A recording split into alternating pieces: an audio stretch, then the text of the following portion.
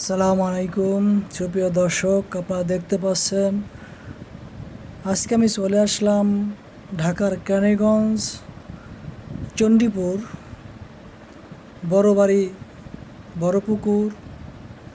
এটা এমন একটা পুকুর যা দেখার জন্য প্রতিদিন বিভিন্ন জায়গা থেকে অনেক মানুষ আসে। এখানে বিশাল বড় একটি পুকুর রয়েছে, আর পুকুরে আপনার সাত বাঁধানো ঘাটও রয়েছে। সামনে একটা মসজিদ রয়েছে, আর মসজিদের সামনে একটা মাদ্রাসাও রয়েছে, যাতে বালির উঠানে বলা হয়। উঠানটা মসজিদ রয়েছে, কিন্তু পুকুরের মাঝখানে দুটো নৌকাও রয়েছে। মানুষ এসে এখানে অনেকেই যখন পানি ভরা ছিল তখন নৌকায় চড়ে আপনার নৌকা চালাতো। ওই ঘাটে নৌকা বাঁধাচ্ছিল।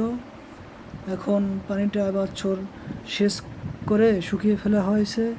আপনারা দেখতে পাচ্ছেন বিশাল বিশাল কিছু মাছ ছিল, মাছগুলো বিক্রি করে দেওয়া হয়েছে। নতুন করে আবার মাছের রেনু ছাড়া হয়েছে। যে এত বড় পুকুর আমি আগে হয়তো কখনো দেখা হয়নি আমার, তাই আজকে আমি ঘুরতে আসলাম। এসে বাড়িতে ঢুকলাম, ঢোকার পর দেখি যে বিশাল বড় একটি পুকুর। মাশাআল্লাহ, যে এত বড় পুকুর কখন কাটা হয়েছে বা কত সালে কাটা হয়েছে বা কারা কাটেছে এটা বলা খুবই মুশকিল।